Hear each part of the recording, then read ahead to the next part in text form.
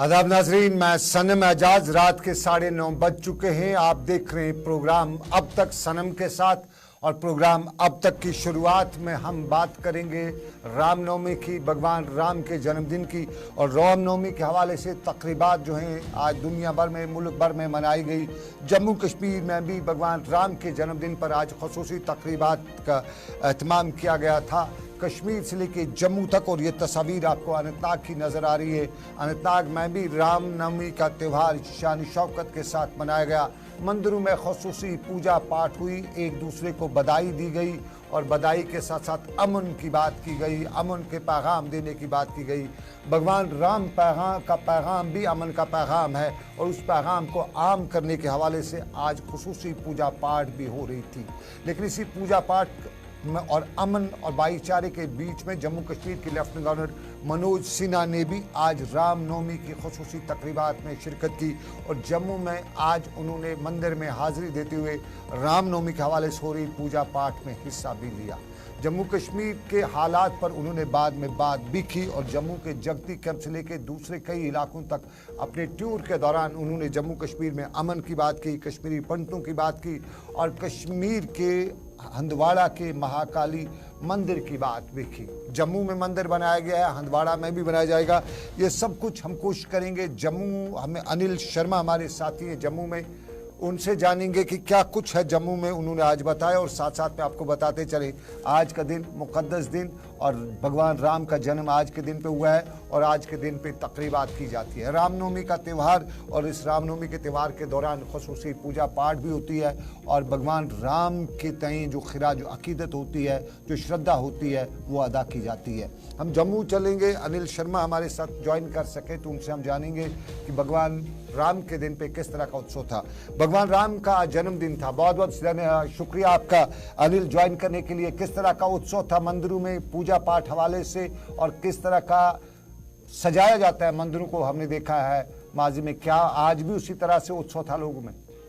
देखिए, सबसे बड़ी बात जो है पावन नवरात्रे थे, और पावन नवरात्रे का आखिरी दिन, और बेहद ही खुशी भरा माहौल जो है वो देखने को मिला है। और वहीं पर अगर हम बात करते हैं साज सजावटों की बात करते हैं, पावन नवरात्रे जब होते हैं तो आप देखते हैं कि किस तरह से बाजारों को जो है सजाया जाता है, घरों को सजाया जाता है, मंदिरों को सजाया जाता है, और मंदिर के साथ साथ जो पूजा के स्थान होते हैं, और 9 दिन जो है माँ की आराधना की जाती है, और इसीलिए महानवमी इसे कहा जाता है। तो कहीं ना कहीं आप ये देखिए, और अत्यंत खुशी भरा माहौल जो है तमाम उन भक्तजनों में जो माँ की प्रार्थना में जो है लीन रहते हैं, भगवान शिव की प्रार्थना में जो लीन रहते हैं, और व्रत रखते हैं, और व्रत रखने के बाद जो है पूरी तरह से जो है पूजा अर्चना में लीन रहते हैं।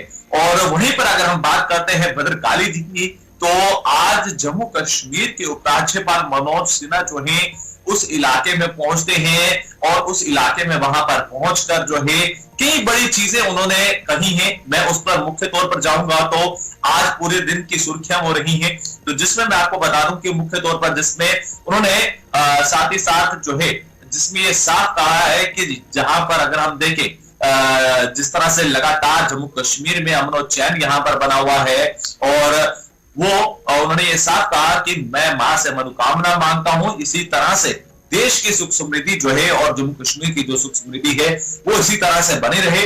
और धार्मिक स्थलों की बात करते हैं तो धार्मिक स्थल और तीर्थ स्थल की बात करते हैं तो कहीं ना कहीं अब लगातार लोगों का और भक्तजनों का रुझान जो है वो जम्मू कश्मीर की ओर बढ़ता हुआ नजर आ रहा है। और कई ऐसे तीर्थ स्थल हैं जहां पर लोगों को मालूम होना चाहिए, जिनके बारे में पता होना चाहिए, और इसी के साथ साथ आतंकवाद की भी उन्होंने जिक्र किया है, और कुछ ऐसे स्थल बनने की जिसमें आपको बता दें कि जहां पर शहीदी स्थल की बात करते हैं, या कुछ ऐसे मंदिर हैं, कुछ ऐसे स्थान हैं जो जिन्हें अभी तक जो है नजरअंदाज किया जा रहा था।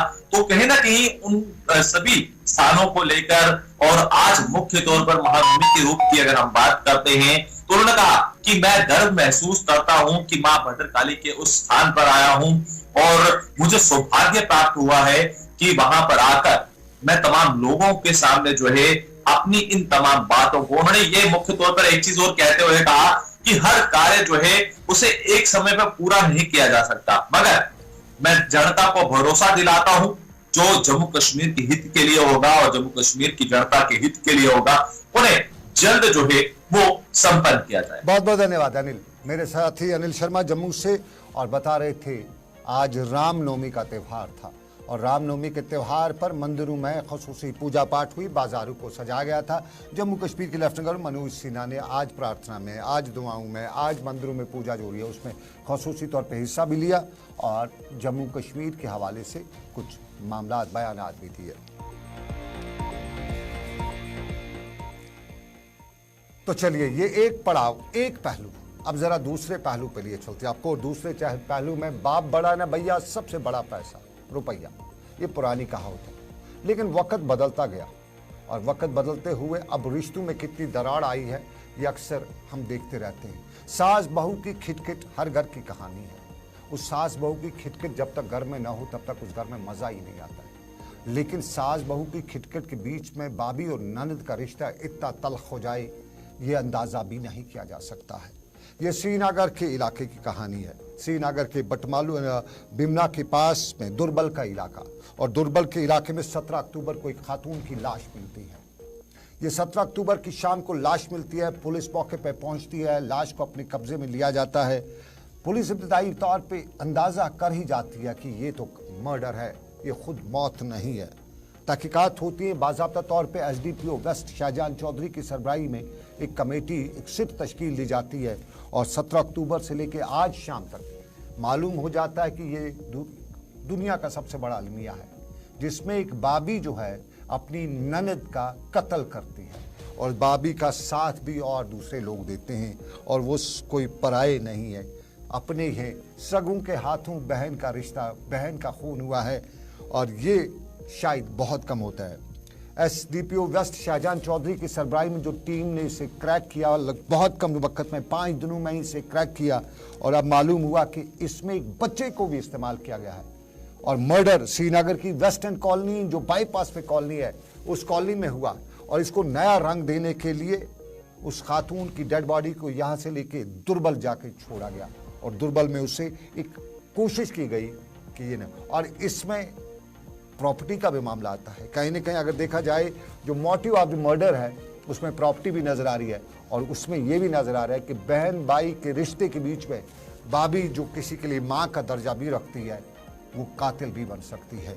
और यूं रिश्तों से भरोसा नहीं उठना चाहिए क्योंकि हर तरह के लोग रिश्तों में होते हैं, लेकिन इसने एक जो रिश्ता है उस पर कहीं ना कहीं चोट की है। ताम काबिल तारीफ है हमारी ये पुलिस, और जो बिमना पुलिस ने एसडीपीओ वेस्ट शाहजहां साहब की सरबराही में जो कार्रवाई अंजाम दी है वो काबिल तारीफ भी है। और जाते आज के इस मर्डर के बाद, इसके बाद ये साबित कर दिया है कि कितना भी कोई शातिर हो, डेड बॉडी को कहां से कहां ले जाए, लेकिन मर्डर कभी, कत्ल कभी छुपता नहीं है।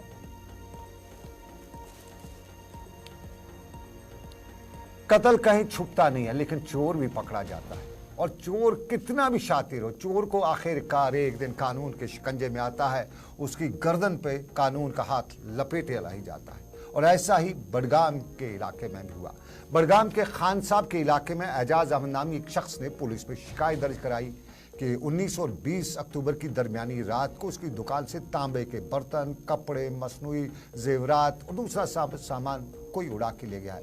पुलिस ने मामला दर्ज किया और मुश्तबा अफराद से पूछताछ की गई।